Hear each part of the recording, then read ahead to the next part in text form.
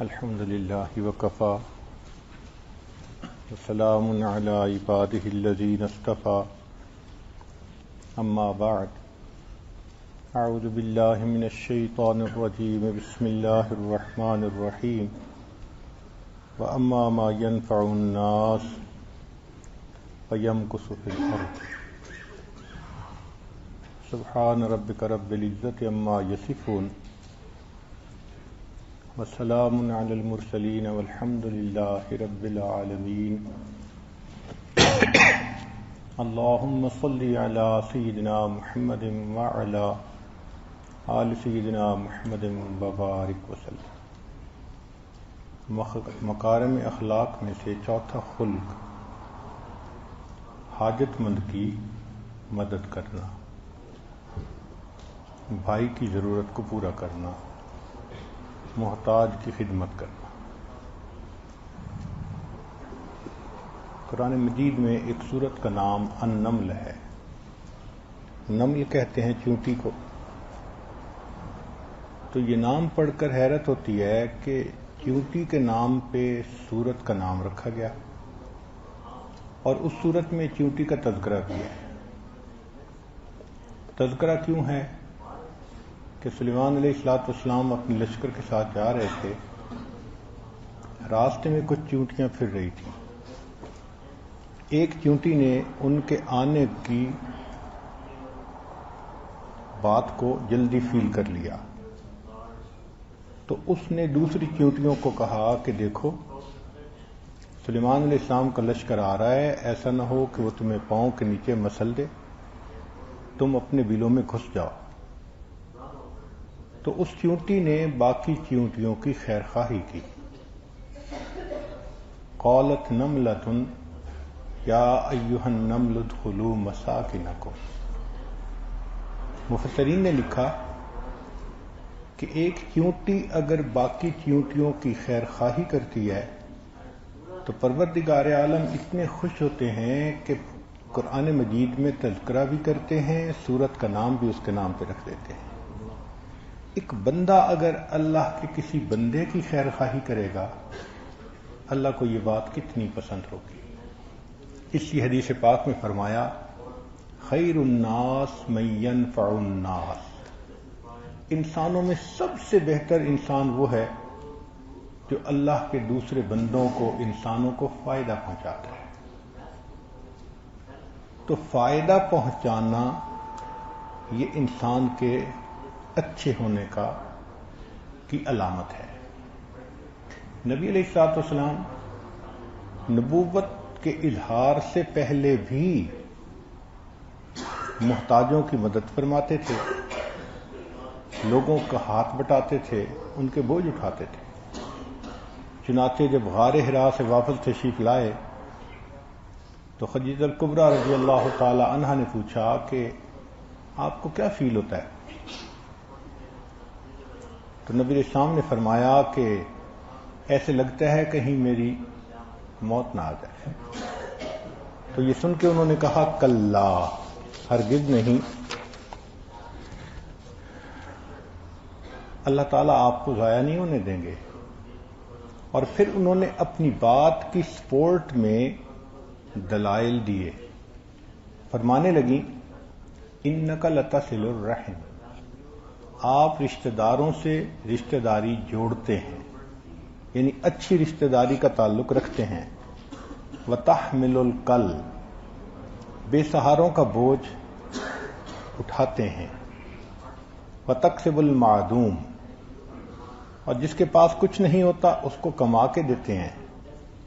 وتقرئ الضیف، مہمان نوازی کرتے ہیں۔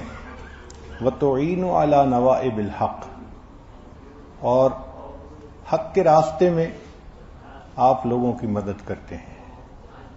تو یہ صفات نبی علیہ الصلوۃ والسلام کی اس وقت گنوائی گئیں جب ابھی وحی اتر رہی تھی، کہ اس سے پہلے کی یہ کیفیت تھی۔ اب سوچئے کہ اللہ کے حبیب صلی اللہ علیہ وسلم شروع سے ہی یہ اخلاق عظیمہ دنیا میں لے کر آئے تھے۔ آپ جانتے تھے کہ زندگی کا مقصد کیا ہے، لہذا ابتدائے جوانی سے آپ ان کاموں کو شوق سے کرتے تھے. جب نبوت کا اظہار فرمایا پھر اس کے بعد تو نبی علیہ الصلوۃ والسلام نے دوسروں کی فائدہ رسانی کی ایسی ایسی باتیں کہیں کہ انسان حیران ہو جاتا ہے. ایک اصول بتلا دیا کہ ارحموا من فی الارض یرحمکم من فی السماء. تم زمین والوں پر رحم کرو گے تو آسمان والا تم پر رحم کرے گا. کیسا فطرت دین فطرت ہے، کتنا سادہ کتنا خوبصورت اصول ہے کہ تم زمین والوں پر رحم کرو، اس کے بدلے اللہ تعالیٰ تمہارے اوپر رحم فرمائے گا. تو انسان رحیم و کریم ہونا چاہیے. تخلقوا باخلاق اللہ، اللہ کے اخلاق سے مزین ہونے کا یہی نام ہے. اللہ رحیم ہے، بندہ رحیم رحمت والی صفت اپنے اندر پیدا کرے. اللہ کریم ہے، بندہ کرم والی صفت اپنے اندر پیدا کرے. یہ ہے عظمت انسانیت کی. چنانچہ تصوف تو سارا کا سارا خدمت خلق ہی کا دوسرا نام ہے. یہ صرف تسبیح پھیرنا، مصلی پہ بیٹھنا اور اپنے آپ کو بزرگ سمجھ لینا، اس کا نام تصوف نہیں ہے. چنانچہ مولانا روم رحمۃ اللہ علیہ فرماتے ہیں ز تسبیح و سجادہ او دلق نیست. تسبیح سے مراد تسبیح، سجادہ سے مراد مصلی، اور دلق کہتے ہیں کہ جو اوپر انسان وہ پوستین پہنتا ہے، جیکٹ سی پہن لیتا ہے. تو وہ فرماتے ہیں کہ ان چیزوں کا نام تصوف نہیں ہے. تسبیح و سجادہ او دلق نیست، طریقت بجز خدمت خلق نیست. طریقت خدمت خلق کے سوا اور دوسری کوئی چیز نہیں ہے. سیدنا موسیٰ علیہ الصلوۃ والسلام دیش سے پردیس میں گئے اور دل پہ ایک خوف بھی تھا، خائفا یترقب. پیچھے مڑ کے دیکھتے تھے کہ کوئی آ تو نہیں رہا مجھے پکڑنے کے لیے، کہ آنے والے نے بتایا تھا کہ یہ آپ کو پھانسی دینا چاہتے ہیں. اور دعا بھی مانگ رہے تھے، رب نجنی من القوم الظالمین، اے اللہ مجھے ظالموں کی قوم سے نجات دے دیجیے. اللہ تعالیٰ نے ان کو مدین کے راستے پہ ڈال دیا. چل پڑے، بھوک بھی لگی ہے، تھکے ہوئے بھی ہیں، نہ گھر ہے نہ در ہے، کوئی یار نہیں کہ یاری کریں، کوئی دوست نہیں کہ اس کے ساتھ دل کے بات کی اظہار کریں. اکیلے. ایک جگہ کنواں تھا تو اس کے قریب درخت کے سائے کے نیچے جا بیٹھے اور یہ دعا مانگی، رب انی لما انزلت الی من خیر فقیر. اے پروردگار عالم، جو نعمت آپ مجھے عطا فرمائیں میں اس کا محتاج ہوں. اتنے میں کچھ لوگ آئے جنہوں نے پانی پلانا تھا. بکریوں کو پانی پلا کے وہ کنویں سے جہاں پانی نکالتے تھے وہاں بھاری پتھر رکھ کے چلے گئے. 2 لڑکیاں تھیں، ان کے پاس بھی بکریاں تھیں. وہ آئیں اور بچا کھچا پانی پلانے لگیں. تو موسیٰ علیہ السلام نے دیکھا کہ ان کو ضرورت ہے. بچیاں خود اتنی طاقت والی نہیں کہ چٹان ہٹا سکیں، مجھے ان کی مدد کرنی چاہیے. دیکھا، یہ ہے انسانیت کہ کہیں نظر پڑے کہ یہاں میرے ذریعے سے ان کی ضرورت پوری ہو جائے گی، ان کو فائدہ مل جائے گا، ان کی مشقت ٹل جائے گی، وہاں انسان اپنے آپ کو پیش کرے. چنانچہ وہ تشریف لائے. پوچھا کہ کیوں پانی نہیں پلا رہی؟ انہوں نے کہا کہ ہم تو کمزور ہیں، والد ضعیف ہیں، جو بچہ کھچا ہوتا ہے پلاتی ہیں. چنانچہ انہوں نے چٹان کو اکیلے ہٹایا اور بکریوں کو پانی پلا دیا. اللہ کی شان دیکھیں کہ بچیاں گھر گئیں. شعیب علیہ السلام کی بیٹیاں تھیں، انہوں نے والد کو بتایا تو والد نے کہا کہ جاؤ ان کو بلا لاؤ. یوں موسیٰ علیہ السلام کو اللہ نے گھر بھی دے دیا، گھر والی بھی دے دی، رشتہ دار بھی دے دی. وجہ کیا بنی تھی؟ خدمت بنی تھی. پھر شعیب علیہ السلام کی صحبت جو ملی اس نے نور علی نور بنا دیا. اس نے سونے پہ سہاگے کا کام کیا. چنانچہ جب اہلیہ کو لے کے نکلے، سردی کا موسم ہے، اہلیہ امید سے بھی ہیں. اب ایسے میں تو انسان خود سردی سے بچنے کی کوشش کرتا ہے، مگر انہوں نے فیل کیا نہیں، میری بیوی کی طبیعت ٹھیک نہیں، ضرورت ہے اور ضرورت میں نے پوری کرنی ہے. اس کو بٹھایا کہ دیکھو مجھے کچھ دور آگ نظر آ رہی ہے، میں تمہارے لیے کچھ انگارے لے آتا ہوں، تمہیں گرمی ملے گی، تمہاری تکلیف کم ہو جائے گی. وہ اپنی طرف سے آگ لینے گئے تھے، اللہ رب العزت نے ان کو پیغمبری عطا فرما دی. خدا کی دین کا موسیٰ سے پوچھئے احوال کہ آگ لینے کو جائیں پیغمبری مل جائے. اس کے پیچھے کوئی عبادت اور تو نہیں تھی نا کہ نفلیں پڑھ رہے تھے، ذکر کر رہے تھے. دونوں واقعات میں خدمت ہی پیچھے ہے. تو معلوم ہوا کہ مومن حقیقت میں دوسروں کو اپنے آپ سے فائدہ پہنچانے والا بندہ ہوتا ہے. نبی علیہ السلام نے ارشاد فرمایا، ابو ہریرہ رضی اللہ عنہ اس کے راوی ہیں، بہت اہم بات ہے، فرمایا من نفس عن مؤمن کربۃ من کرب الدنیا نفس اللہ عن کربۃ من کرب یوم القیامہ، کہ جو بندہ کسی مومن سے کسی مصیبت کو ہٹائے، جو تکلیف دینے والی کیفیت ہوتی ہے نا کرب والی، تو اس تکلیف دینے والی کیفیت کو ہٹائے، اللہ اس کے بدلے اس بندے سے قیامت کے دن کے غموں کو دور فرما دیں گے. یہ ڈائریکٹلی پروپورشنل ہے کہ جس نے دنیا میں کسی مومن کے غم کو دور کیا، اللہ تعالیٰ اس کے بدلے قیامت کے دن اس کے غموں کو دور فرما دیں گے. اس حدیث میں 4 باتیں کہیں، چاروں پہ ذرا دھیان دیجئے. جو مومن کے غم کو دور کرے گا، اللہ قیامت کے دن اس کے غم کو دور کریں گے. وَمَنْ يَسَّرَ عَلَى مُعْسِرٍ يَسَّرَ اللَّهُ عَلَيْهِ فِي الدُّنْيَا وَالْآخِرَةِ. جو مشکل میں گرفتار ہو، تنگی کے حالات میں ہو، تو تنگ حالات میں جس نے کسی کے لیے آسانی کر دی، اللہ تعالیٰ اس کے بدلے قیامت کے دن کی تنگی کو آسان فرما دیں گے.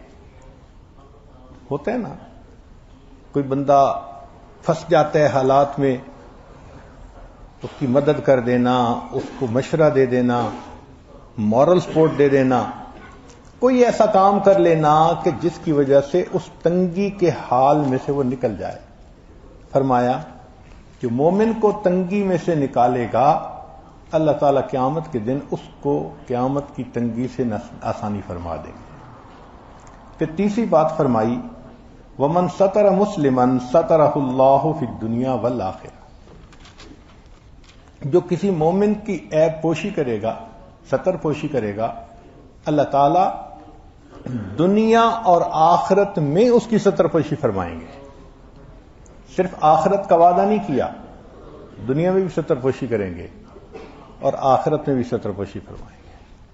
اور چوتھی بات تو عجیب کہی کہ واللہ فی عون العبد ما کان العبد فی عون اخی، کہ اللہ بندے کی مدد میں اس وقت تک رہتا ہے جب تک بندہ اپنے بھائی کی مدد میں رہتا ہے. یعنی جب تک مومن کی مدد کرتا رہتا ہے، اس دوران اللہ اس بندے کا مددگار رہتا ہے. آج ہم سب دعا مانگتے ہیں، اللہ ہماری مدد فرما دیجئے. شریعت نے آسان گر بتا دیا، تم لوگوں کے کام آؤ، اس کے بدلے اللہ تمہارے کاموں کو سنوار دے. اللہ تعالیٰ تمہاری مدد، اور جس کا مددگار اللہ ہو، پھر اس کے دنیا اور آخرت کے کام کیسے نہیں سنوریں گے. تو دوسرے بھائی کی پریشانی کو دور کرنا، اس کے غم کو دور کرنا، اس کی خیر خواہی کرنا، یہ مومن کی عادت ہوتی ہے. بلکہ حدیث پاک میں فرمایا من اقال مسلمن اقال اللہ اسرتہ یوم القیامہ. کئی مرتبہ دکاندار چیز بیچتا ہے، گاہک گھر لے جاتا ہے تو پھر مشورہ کرتا ہے کہ نہیں مجھے تو یہ نہیں چاہیے، تو لوٹانے آ جاتا ہے. اب لوٹانے کے لیے دکانداروں نے اپنے اپنے اصول بنائے ہوئے ہیں. کئی لے لیتے ہیں، کئی نہیں لیتے. کئی کہتے ہیں کہ 3 دن کے بعد لے لیں گے، 3 دن کے اندر اندر لے لیں گے، اور کئی لکھتے ہیں کہ خریدا ہوا مال واپس ہی نہیں ہوگا. شریعت نے کیا کہا کہ اگر کوئی مومن کہیں سے سامان خرید کر گیا، پھر وہ فیل کرتا ہے کہ میں نے کوئی اچھی ڈیل نہیں کی، وہ لوٹانے کے لیے آ جاتا ہے، تو فرمایا جس نے کسی کی خریدی ہوئی چیز کو واپس لوٹا لیا، اللہ تعالیٰ اس کے بدلے قیامت کے دن اس کی خطاؤں کو واپس لوٹا دیں گے. کیا خوبصورتی ہے اس شریعت کی. انسان سوچ نہیں سکتا کیا خیر خواہی کا دین ہے، دوسروں کے لیے نفع رسانی کا دین ہے. چنانچہ نبی علیہ السلام نے فرمایا المسلم اخو المسلم، مسلمان مسلمان کا بھائی ہوتا ہے، لا یظلمہ، اس پر ظلم نہیں کرتا، ولا یسلمہ، نہ اس کو کسی کے حوالے کرتا ہے. ومن کان فی حاجت اخیہ کان اللہ فی حاجتہ، جو مسلمان بھائی کی حاجت براری میں لگا رہتا ہے، اللہ اس کی حاجت براری میں لگا ہوتا ہے. ومن فرج عن مسلم فرج اللہ عنہ کربۃ من کرب یوم القیامہ، اور جو کسی مسلمان کی تنگی کو آسانی بنا لیتا ہے، کھول لیتا ہے، اللہ تعالیٰ قیامت کے دن اس کی تنگیوں کو آسانی میں تبدیل کر دیں گے. ومن ستر مسلما سترہ اللہ یوم القیامہ. شریعت میں ایک اصول ہے، اس کو کہتے ہیں جزاء من جنس العمل، کہ جیسا عمل ویسی جزا، یعنی عدلے کا بدلہ. اس کو کہتے ہیں جیسی کرنی ویسی بھرنی. یہ شریعت کا ایک بڑا ہی خوبصورت اصول ہے. جو کرو گے وہ بھرو گے. تو جزاء من جنس العمل، کہ جیسا عمل کرو گے ویسا بدلہ ملے گا. اب سنیے کہ حدیث مبارکہ میں ہے انما یرحم اللہ من عبادہ الرحماء، کہ جو رحیم بندے، رحم کرنے والے بندے ہوتے ہیں، اللہ تعالیٰ اپنے بندوں میں سے ان پر رحم فرماتا ہے. ہم کہتے ہیں نا اللہ ہم پر رحم فرما دے، اور خود ہم دوسرے کے لیے وبال جان بنے ہوتے ہیں، تو کیسے رحمت ہوگی ہمارے اوپر؟ تو فرمایا کہ جو دوسروں کے لیے رحمت بنے گا، اللہ تعالیٰ اس بندے پر رحمت کی نظر عطا فرمائے. دوسری روایت میں ہے کہ ان اللہ یعذب الذین یعذبون الناس فی الدنیا، جو لوگ دنیا میں دوسروں کو عذاب دیں گے، یعنی تکلیف میں ڈالیں گے، اللہ تعالیٰ قیامت کے دن ان کو تکلیف میں ڈالیں گے. تو معلوم ہوا کہ ہمیں دنیا میں آخرت کے لیے تیاری کرنی پڑے گی. ایک وقت آئے گا نہ نوکریاں رہیں گی، نہ فیکٹریاں رہیں گی، نہ تجارت رہے گی، نہ وزارت رہے گی. ہم محتاج ہوں گے، حاجت مند ہوں گے، ضرورت مند ہوں گے. اس وقت ہم چاہیں گے کہ کوئی ہماری مدد کرتا، مگر اس وقت کی مدد مشروط ہے ہماری دنیا کی کیفیت کے اوپر. اگر ہم نے کسی کی مدد کی ہوگی ہماری مدد ہوگی، کسی کا بدن ڈھانپا ہوگا ہمارا بدن ڈھانپا جائے گا، کسی کی مشکل کو آسان کیا ہوگا ہماری مشکل کو آسان کیا جائے گا. چنانچہ حدیث مبارکہ سنیے کہ ایما مؤمن اطعم مؤمنا علی جوع اطعمہ اللہ یوم القیامت من ثمار الجنہ. جو بندہ کسی مومن کو دنیا میں بھوک کی حالت میں کھانا کھلاتا ہے، اللہ اس کے بدلے قیامت کے دن جنت کے پھل اس کو کھلائیں گے. وَإِنَّمَا مُؤْمِنٍ سَقَى مُؤْمِنًا عَلَى ظَمَئٍ سَقَاهُ اللَّهُ يَوْمَ الْقِيَامَةِ مِنَ الرَّحِيقِ الْمَخْتُومِ. اور جو بندہ کسی پیاسے کو دنیا میں پانی پلاتا ہے، اللہ تعالیٰ اس کو قیامت کے دن رحیق مختوم میں سے پلائیں گے. وَأَيُّمَا مُؤْمِنٍ كَسَا مُؤْمِنًا عَلَىٰ أُرَىٰ كَسَاهُ اللَّهُ مِنْ خُضْرِ الْجَنَّةِ. اور جو بندہ کسی ننگے جسم کو کپڑے پہناتا ہے اللہ تعالیٰ قیامت کے دن اس کو جنت کے کپڑے عطا فرمائیں گے. سبحان اللہ، کیا عجیب کنسپٹ دیا ہے.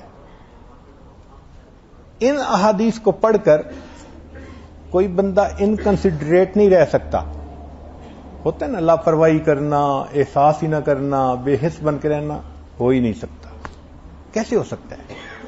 جو دنیا میں بے حس بنے گا پھر قیامت کے دن ایسا ہی معاملہ ہوگا. اللہ تعالیٰ اس کے ساتھ ایسے ہی کولڈ معاملہ فرمائیں گے. تو دوسروں کا احساس نہیں کرتا تھا، ہم تیرا احساس کیسے کریں؟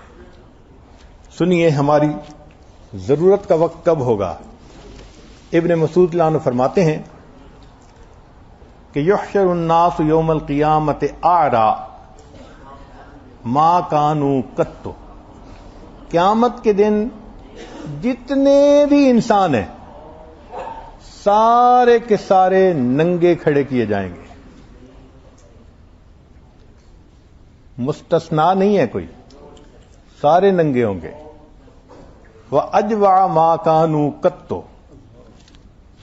اور سارے کے سارے بھوک کی حالت میں کھڑے ہوں گے، سخت بھوک لگی ہوگی. وَأَدْمَعَ مَا كَانُوا قَطُّ. اور جتنے ہوں گے سارے کے سارے پیاسی حالت میں ہوں گے. وَأَنْصَبَ مَا كَانُوا قَطُّ. اور سارے کے سارے کھڑے ہوئے ہوں گے دھوپ کی حالت میں. وہ ایسا دن ہوگا سورج ایسے جیسے قریب ہوتا ہے، اتنا پسینہ ہوگا کہ کھڑا ہونا مشکل. بھوک بھی ہوگی، پیاس بھی ہوگی، جسم بھی ننگا ہوگا. فرمایا من کسا للہ عز وجل کساہ اللہ. جس نے دنیا میں کسی کو اللہ کے لیے کپڑے پہنائے ہوں گے اللہ ان کو اس دن کپڑے پہنائے گا. ومن اطعم للہ اطعمہ اللہ. جس نے دنیا میں اللہ کے لیے کسی کو کھانا کھلایا ہوگا اللہ اس کو اس دن کھانا کھلائے گا. ومن سقا للہ عز وجل سقاہ اللہ. اور آخری بات من افا للہ عز وجل افاہ اللہ. جس نے دنیا میں کسی کو اللہ کے لیے معاف کیا ہوگا اللہ قیامت کے دن اس کو معاف فرما دیں گے.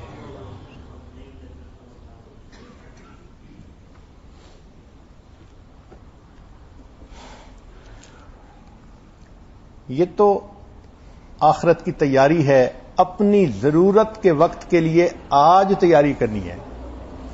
یہ جو ہم کپڑا پہنا رہے ہیں یہ ہم اصل میں آگے بھیج رہے ہیں.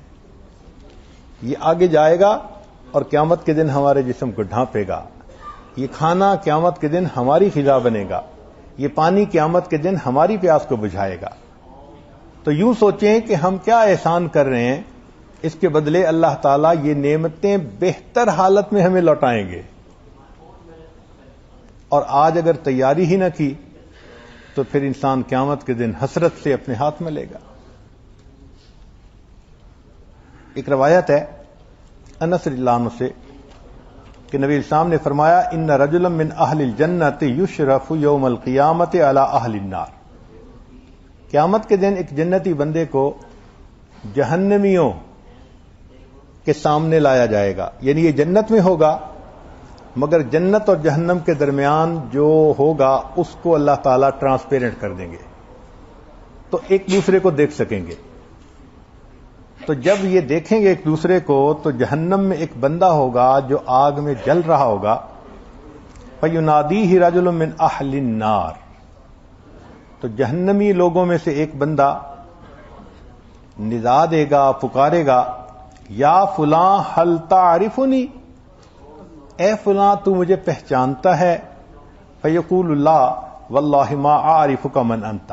وہ کہے گا نہیں اللہ کی قسم میں تجھے نہیں جانتا تو کون ہے.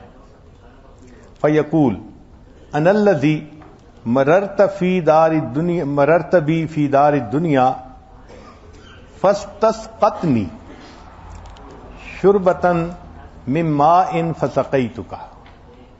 تو میرے گھر کے قریب سے گزرا تھا اور پانی کی تجھے طلب تھی اور میں نے تجھے پانی کا ایک پیالہ پلایا تھا، تجھے یاد آیا؟ قال قد عرفت، کہے گا ہاں میں نے پہچان لیا، تو نے مجھے پانی کا ایک پیالہ پلایا تھا۔ قال فاشفع لی بہا عند ربی، اچھا پھر اس کے بدلے اللہ کے ہاں میری شفاعت کر دیجئے۔ فیسأل اللہ عز وجل ویقول شفعنی فیہ، تو وہ جنتی اس بندے کی اللہ رب العزت سے شفاعت کرے گا، فیأمر بہ فیخرجہ من النار، اس کی شفاعت پر جہنمی کو جہنم سے نکال کر اللہ جنت عطا فرما دیں گے۔ اس جہنمی کا کون سا عمل ہوگا؟ اس نے ایک جنتی کو ایک پیالہ پانی پلایا ہوگا۔ اب سوچئے اگر ایک پیالہ پانی پلانے پر جنت ملے گی تو جو اپنے بچوں کو پانی پلائے گا، گھر والوں کو پلائے گا، کھانا پینا، عزیز رشتہ دار، غریب لوگ، دوست احباب، قیامت کے دن یہ جہنم میں کیسے رہ سکے گا؟ تو یہ ہمارے لیے ایک آئی اوپنر ہے کہ تم صرف مصلی پہ کھڑے ہونے کو عبادت نہ سمجھو، تسبیح پھیرنے کو عبادت نہ سمجھو، کسی کے غم کو بانٹ لینا یہ نفلوں سے بڑی عبادت ہے، کسی کو مصیبت میں سے نکال دینا یہ اللہ کے ہاں زیادہ پسندیدہ عبادت ہے۔ فرمایا کہ تمہیں 10 سال کے نفلی اعتکاف سے زیادہ ثواب ملے گا اگر تم کسی ایک بھائی کی ضرورت کو پورا کرنے کے لیے چل پڑو گے۔ سیدہ صدیقہ لانا فرماتی ہیں کہ نبی اسلام نے ارشاد فرمایا تحشرون حفاتاً عراتاً غرلا، کہ قیامت کے دن ننگے پاؤں، ننگے جسم اور ننگے سر کھڑے ہوگے۔ ہر بندہ قیامت کے دن ننگا جسم، ننگے پاؤں، ننگے سر ہوگا۔ قالت، انہوں نے جب سنا تو سوال پوچھا یا رسول اللہ الرجال والنساء ينظر بعضهم الى بعض، مرد اور عورتیں ایک جگہ ہوں گے، ننگے ہوں گے، کیا ایک دوسرے کو دیکھیں گے؟ قال، نبی اسلام نے فرمایا الامر اشد من ان يهمهم ذلك، عائشہ اتنی وحشت ہوگی، اتنی دہشت ہوگی، اتنا خوف ہوگا، ایک کو دوسرے کی طرف دیکھنے کی فرصت ہی نہیں ہوگی، کوئی دیکھ ہی نہیں سکے گا، ایسا نفی کا حال ہوگا۔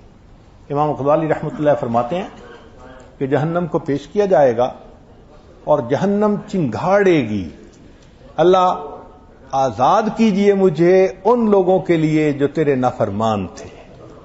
اور جیسے غصے میں کوئی غصہ دکھاتا ہے، جہنم غصہ دکھائے گی، اس کے اندر آگ کا ابال آئے گا، پھر اس آگ کے ابال میں آگ کے انگارے اٹھیں گے، بلند ہوں گے، اور بلندی پر جا کر پھر مخلوق پر آ کر گریں گے۔ امام غزالی رحمۃ اللہ فرماتے ہیں کہ جب وہ انگارے گریں گے، انبیاء میں سے کوئی نبی ایسا نہیں ہوگا جس کو یہ خوف نہ ہو کہ میرے اوپر کوئی انگارہ نہ گر جائے۔ اگر ان صادقین اور انبیاء کی کیفیت یہ ہوگی، ہم کہاں کی گاجر مولی؟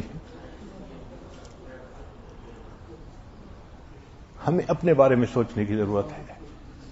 وہ بہت مشکل دن ہے، اس دن ہم حاجت مند ہوں گے، ضرورت مند ہوں گے۔ آج دنیا میں اللہ نے ہمیں نعمتوں سے نوازا ہے تو یہ صرف اس لیے نہیں کہ ان نعمتوں کو ہم دنیا ہی میں استعمال کر لیں، دین کے لیے استعمال کریں، اللہ کے بندوں کے لیے استعمال کریں، آخرت کی تیاری کے لیے استعمال کریں۔ اللہ نے ہمیں ٹریلینز آف برین سیل دیے ہیں، کیسے اچھے ہم فیکٹریاں چلاتے ہیں، بزنس چلاتے ہیں، مینیجر بن کے کام سارے سمیٹتے ہیں۔ ہمیں یہ بات کیوں نہیں سمجھ آتی کہ ایک دن ہم بھی اللہ کے سامنے بے لباس ہوں گے، بے سایہ ہوں گے، ننگے پاؤں ہوں گے، بھوکے ہوں گے، پیاسے ہوں گے، اس دن ہمیں ضرورت ہوگی۔ تو اس دن ہمیں یہ نعمتیں کیسے ملیں گی؟ اگر دنیا میں ہم نے اس کے لیے تیاری کی ہوگی۔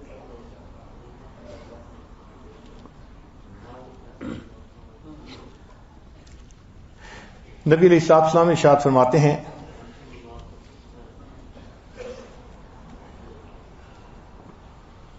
کہ من انذر معسرا او وضع علیہ او وضع عنہ اظلہ اللہ فی ظلہ یوم لا ظل الا ظلہ، کہ جس نے کسی بندے کے اوپر سے مشکل ہٹا دی تو اللہ تعالی قیامت کے دن اس بندے کو اپنے عرش کا سایہ عطا فرمائیں گے۔ چنانچہ حدیث مبارکہ میں ہے کہ 7 بندے قیامت کے دن عرش کے سائے میں ہوں گے۔ عرش کا سایہ ہوگا، نیچے مشک کے ٹیلے ہوں گے، اور یہ لوگ ان ٹیلوں کے اوپر مزے لے رہے ہوں گے، جبکہ دوسرے لوگ اللہ کے سامنے حساب کے لیے کھڑے ہوں گے، مشکل میں ہوں گے۔ تو بھائی اس دن ہمیں بھی عرش کا سایہ چاہیے، ہم محتاج ہیں اس کے۔ اب سنیے کہ یہ 7 بندے کون ہیں۔ فرمایا عادل بادشاہ، جو بادشاہ ہو، حاکم ہو، مگر عدل کرتا ہو۔ دوسرا شاب نشأ فی عبادت اللہ، وہ نوجوان جو اللہ کی عبادت میں سرشار ہو، یعنی عین جوانی میں نیکی میں لگا ہو، ذکر میں لگا ہو، دعوت کے کام میں لگا ہو، علم کے کام میں لگا ہو۔ نشأ فی عبادت اللہ، جو اللہ کی عبادت میں مگن ہو، ایسا نوجوان قیامت کے دن عرش کے سائے کے نیچے ہوگا۔ تیسرا رجل قلبہ معلق بالمساجد، وہ بندہ جس کا دل مسجد میں اٹکا رہتا ہو، یعنی نماز پڑھ کے گھر گیا مگر پھر نیت ہے میں نے جلدی واپس آنا ہے تکبیر اولیٰ کے لیے، نماز کے لیے۔ رجلان تحابا فی اللہ اجتمعا علیہ وتفرقا علیہ، وہ 2 بندے جن کے درمیان اللہ کے لیے محبت ہوگی۔ سبحان اللہ، یہ کام آسان ہے۔ وہ 2 بندے کہ جن کے درمیان محبت کی بنیاد کیا ہوگی؟ رشتہ داری نہیں، کوئی تجارت نہیں، کوئی دنیا کا مفاد نہیں، اللہ کے لیے محبت، اللہ کی رضا کے لیے۔ تو 2 مسلمان بھائی جن کے درمیان اللہ کی رضا کے لیے محبت ہوگی، اس عمل پر اللہ ان کو قیامت کے دن عرش کا سایہ عطا فرمائیں گے۔ پھر فرمایا کہ وہ نوجوان جسے خوبصورت حسب نسب والی عورت اپنی طرف گناہ کے لیے بلائے اور وہ کہہ دے کہ میں اللہ سے ڈرتا ہوں، یعنی دعوت گناہ ملے اس کے باوجود وہ کہہ دے کہ میں اللہ سے ڈرتا ہوں، یہ اللہ سے ڈرنے والا بندہ قیامت کے دن عرش کے سائے میں ہوگا۔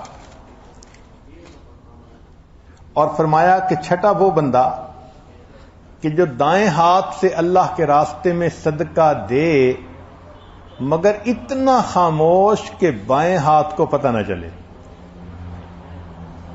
ایسے اللہ کے راستے میں دے، بھلا کرے کسی کے ساتھ تو اس طرح چھپ کے کرے، پتہ ہی نہ چلے کسی کو۔ تو فرمایا یہ جو خفیہ صدقہ کرنے والا ہے اس کو قیامت کے دن عرش کا سایہ ملے گا۔ آج ہماری کیا حالت ہے؟ ہم دائیں ہاتھ سے اس طرح گناہ کرتے ہیں، بائیں ہاتھ کو پتہ نہیں چلتا، ہم چھپ کے اس طرح سے گناہ کرتے ہیں، پتہ نہیں چلنے دیتے کسی کو۔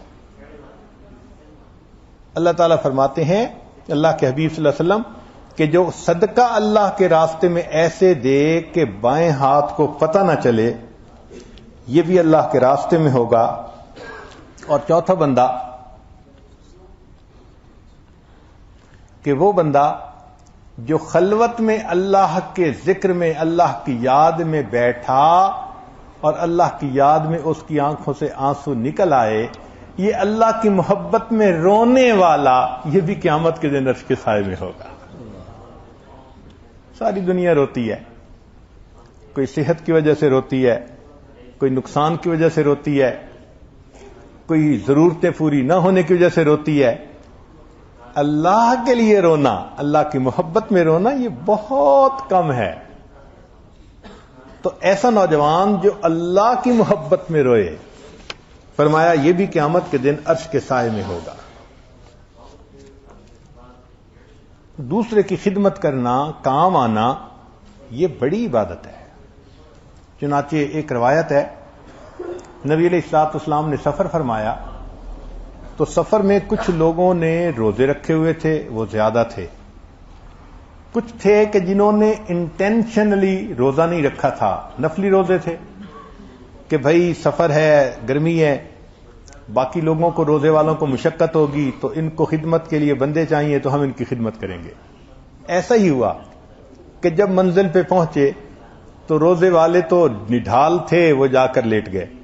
بھوکے پیاسے جو تھے, جن کا روزہ نہیں تھا, انہوں نے فوراً خیمے لگائے, سامان ٹھیک کیا اور ان کو اچھی جگہ پر لٹایا.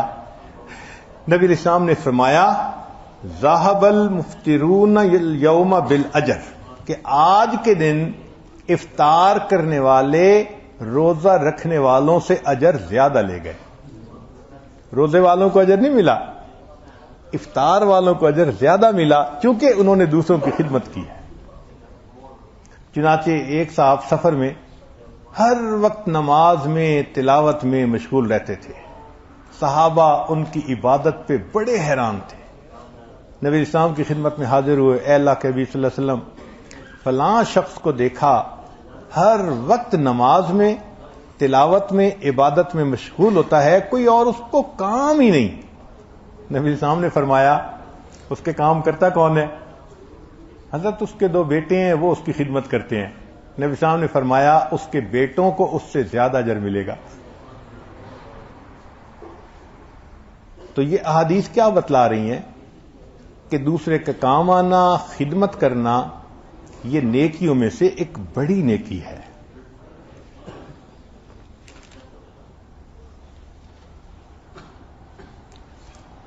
ایک مرتبہ نبی اسلام غسل کے لیے تشریف لے گئے کنویں پر. حذیفہ رضی اللہ عنہ ساتھ تھے. اب وہاں پر غسل کے لیے پردہ کرنے کی ضرورت تھی, تو حذیفہ رضی اللہ عنہ کے پاس چادر تھی, انہوں نے چادر پھیلا دی اور چادر کی اوٹ میں اللہ کے حبیب صلی اللہ علیہ وسلم نے غسل فرما لیا. جب غسل کر چکے تو نبی علیہ السلام نے فرمایا حذیفہ تم بھی غسل کر لو. تو وہ سوچنے لگے, تو نبی علیہ السلام نے ان سے چادر لے لی اور پھیلا کر کھڑے ہو گئے. اے اللہ کے نبی صلی اللہ علیہ وسلم, آپ چادر پھیلائیں گے؟ فرمایا اگر میرے ساتھ تم نے ایسا معاملہ کیا تو تمہارے ساتھ ایسا معاملہ کرنے میں مجھے کیا رکاوٹ ہے. نبی علیہ السلام نے ان کو زبردستی کہا کہ غسل کرو, میں پردہ کر کے کھڑا ہوں گا. اللہ کے محبوب صلی اللہ علیہ وسلم نے پردہ فرمایا, حذیفہ رضی اللہ عنہ نے غسل فرما لیا. نبی علیہ السلام سفر میں تشریف لے جا رہے ہیں, راستے میں اللہ کے نبی صلی اللہ علیہ وسلم نے 2 مسواکیں بنائیں. ایک ذرا بالکل سیدھی خوبصورت تھی, دوسرا تھوڑا ٹیڑھی سی تھی. تو جب آپ نے بنا لی تو جو سیدھی مسواک تھی وہ آپ نے اپنے خادم جو ساتھی تھے ان کو دے دی اور ٹیڑھی مسواک خود رکھ لی. اس نے کہا اللہ کے نبی صلی اللہ علیہ وسلم میرا دل چاہتا ہے سیدھی مسواک آپ استعمال فرمائیں. فرمایا میرا بھی دل چاہتا ہے کہ سیدھی مسواک تم استعمال کرو.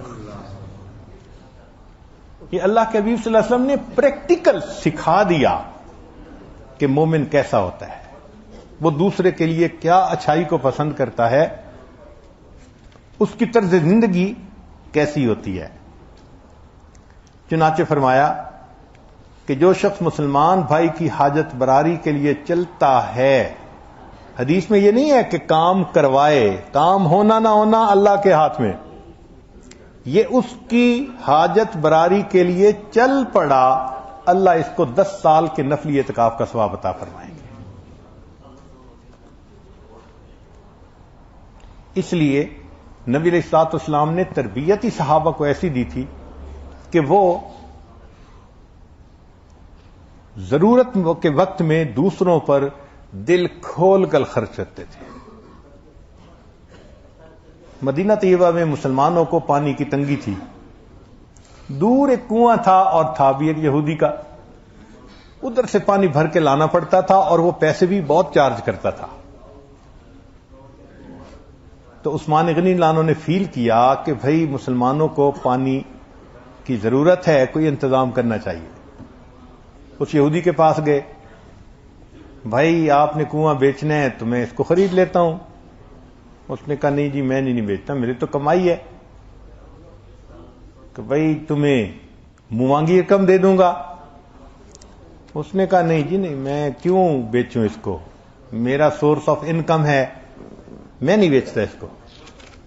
اب عثمان غنی لانو بھی تو تاجر تھے نا، تو انہوں نے پھر تجارت کا ٹرک لگایا۔ اس کو کہا کہ دیکھو میں تمہیں مشورہ دیتا ہوں، پیسے بھی پورے لے لو اور کنواں آدھا بیچ دو، آدھا تمہارا رہے گا آدھا میرا، پیسے پورے لے لو۔ اب وہ ٹریپ ہو گیا، کہنے لگا ٹھیک ہے پیسے پورے لوں گا مگر آدھا حق تمہارا آدھا حق میرا۔ عثمان غنی لانو نے فل پیمنٹ کر دی اور آدھا آدھا کنواں اس کا سودا کر لیا۔ اب آپس میں بیٹھ کے نیگوشیشن ہوئی کہ بھئی آدھے آدھے سے کیا کریں۔ فرمایا کہ ایک دن تم پانی نکال لیا کرنا، ایک دن میں پانی نکال لیا کروں گا۔ اس نے کہا یہ بھی ٹھیک ہے۔ چنانچہ جب اس کی باری کا دن ہوتا تو وہ اپنا پانی بیچتا تھا۔ جب تھوڑے دن بعد بات پکی ہو گئی تو عثمان غنی لانو نے کہا بھئی جب میری باری کا دن ہوگا نا تو پانی مفت ملے گا۔ اب جب مفت کا پانی ایک دن ملے تو ایک دن ویٹ کرنا کون سا مشکل ہوتا ہے۔ سارے لوگوں نے ایک دن انتظار کیا، اگلے دن پانی بھرتے۔ اب اس کے پاس کسٹمر بھی کوئی نہیں، ایک دو مہینے اس نے انتظار کیا، آ کے کہنے لگا جی میرا باقی آدھا بھی خرید لے۔ عثمان غنی نے رضی اللہ عنہ نے باقی آدھے کی بھی پیمنٹ کر کے وہ کنواں نبی الاسلام کی خدمت میں پیش کیا کہ اس کو میں نے مسلمانوں کے لیے وقف کر دیا ہے۔ یوں آخرت کی تیاری کیا کرتے تھے۔ عثمان غنی لانو کے پاس ایک مرتبہ تجارت کا مال آیا، کئی 100 اونٹ تھے سامان سے لدے ہوئے، شام سے آئے تھے۔ اور عجیب بات کہ جب وہ سامان آیا تو مدینہ طیبہ میں اس کی بہت ضرورت تھی۔ یوں سمجھیے کہ جیسے گندم چاول منگاتے ہیں دور سے اور وہ اس وقت شارٹیج ہوتی ہے، تو جیسے ہی وہ قافلہ آیا اور خبر پہنچی تو یہودی لوگ تاجر تھے، یہ عثمان غنی لانو کے پاس آ گئے، جی آپ نے یہ تھوک کا مال منگوا لیا تو آپ اس کو ہمارے ہاتھ بیچ دیں، ہم پرچون میں بیچتے رہیں گے، ہمارا کتنا نفع دوگے؟ کہنے لگے کہ ہم دگنے پروفٹ پہ لے لیتے ہیں، یعنی 100 کا لیا آپ نے، ہم 200 کا خریدتے ہیں۔ مان لگے نہیں پروفٹ تھوڑا ہے۔ ایک نے کہا اچھا ہم 300 کا خرید لیتے ہیں 100 کا مال، نہیں تھوڑا ہے۔ ایک نے کہا 400، انکار کیا، نہیں بھائی کوئی کسٹمر ہے وہ تو مجھے اس سے زیادہ ریٹ دیتا ہے۔ حتیٰ کہ ایک بندے نے 5 گنا پرائس کی آفر کی، نہیں بھائی یہ تھوڑی قیمت ہے، مجھے اس سے زیادہ پروفٹ ملتا ہے۔ حیران ہو گئے تو یہودی نے پوچھا کہ کون کسٹمر ہے جو تمہیں دیتا ہے؟ فرمایا کہ میرے پاس ایک کسٹمر ہے جو مجھے کم از کم 70 گنا پرائس دیتا ہے۔ ان کا وہ کون؟ فرمایا کہ وہ میرا پروردگار ہے جس نے وعدہ کیا تم میرے راستے میں خرچ کرو گے میں تمہیں اس کے بدلے 70 واپس کروں گا۔ چنانچہ پورا کا پورا جو قافلہ تھا، اونٹ تھے، وہ سارے انہوں نے مسلمانوں کے اندر فری تقسیم فرما دی۔ اللہ سے ڈیل کی، اللہ سے سودا کیا۔ ہم لوگوں سے تو ڈیل کرتے ہیں، کبھی اللہ سے بھی تو ڈیل کیا کرے نا، کہ اللہ میں آپ سے یہ ڈیل کر رہا ہوں، پھر دیکھیں اللہ تعالیٰ اس ڈیل کو کیسے نبھاتے ہیں اور اس کا بدلہ کیسے دیتے ہیں۔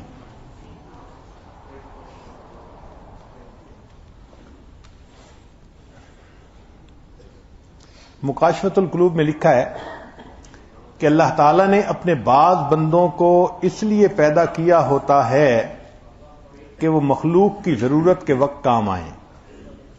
توجہ سے سننے والی بات ہے، اللہ تعالیٰ نے اپنے بعض بندوں کو پیدا ہی اسی لیے کیا ہوتا ہے، ان کی پیدائش کا مقصد یہ ہوتا ہے کہ کہ وہ مخلوق کی ضرورت کے کام آئیں، اور اللہ نے اپنی قسم کھا کر کہا کہ جو ایسے لوگ ہوں گے کہ جو میری مخلوق کی ضرورت کے وقت کام آئیں گے، میں ان کو قیامت کے دن جہنم کا عذاب نہیں دوں گا، ان کو نور کے ممبروں پر بٹھاؤں گا اور میں ان کے ساتھ ہم کلامی کروں گا۔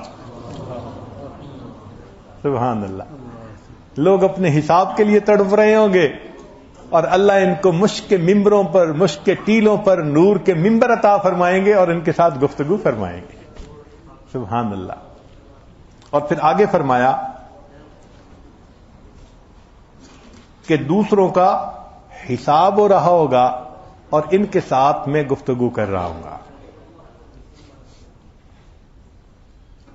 حدیث پاک میں ہے کہ جو شخص مسلمان کی حاجت کے لیے چل پڑا، ہر قدم پر 70 نیکیاں ملیں گی، 70 گناہ معاف ہوں گے، اور اگر ضرورت پوری ہو گئی، یعنی جس کام کے لیے چلا تھا وہ کام ہو گیا، زندگی کے پچھلے سارے گناہ معاف، یہ ایسے ہو گیا جیسے اس کی ماں نے اس کو آج جنم دیا تھا۔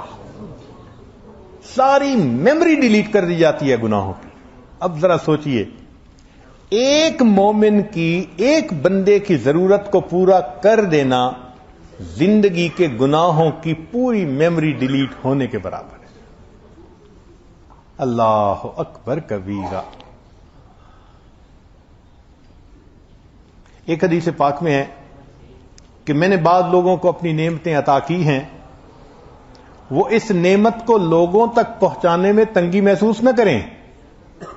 اگر وہ تنگی محسوس کریں گے تو میں ان سے نعمتیں لے کر دوسرے بندوں کو عطا کر دوں گا۔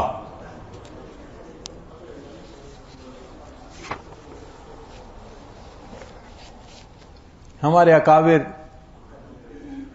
انسان تو انسان، جانوروں کے ساتھ بھی اچھا برتاؤ کر لیتے تھے کہ اللہ کی مخلوق ہے، اللہ کی مخلوق ہے۔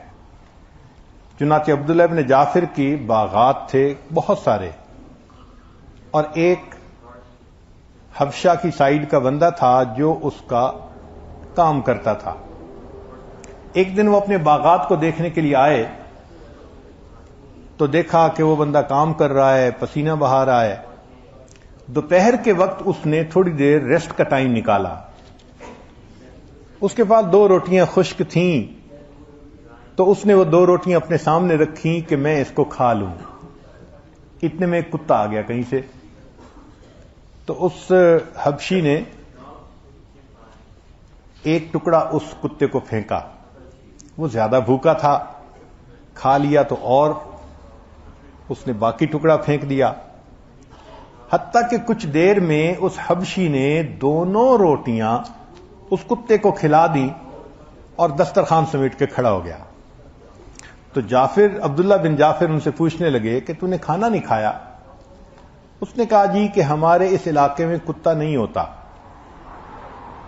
یہ لگتا ہے کہیں دور سے آیا ہے، اور یہ بھوکا تھا اور اس کا انداز بتا رہا تھا کہ بھوک برداشت نہیں ہو رہی، تو میں نے پہلے اس کو روٹی کا ایک ٹکڑا دیا، پیٹ نہیں بھرا، میں نے دوسرا دیا، پھر اس کی بھوک مجھ سے نہیں دیکھی گئی تو میں نے اس کو دوسری روٹی بھی کھلا دی، میرا کیا ہے، میں دوسرے وقت میں کھا لوں گا۔ جب اس نے یہ بات کہی کہ میں نے خود بھوکا رہنا پسند کیا، اس کتے کو ساری روٹی کھلا دی، تو عبداللہ ابن جعفر کو ایسا اس کے اوپر پیار آیا، جتنے باغات تھے انہوں نے سارے اس بندے کو ہدیہ میں عطا فرما دی۔ کتے کا خیال کرنے پر اللہ نے باغات کا مالک بنا دیا۔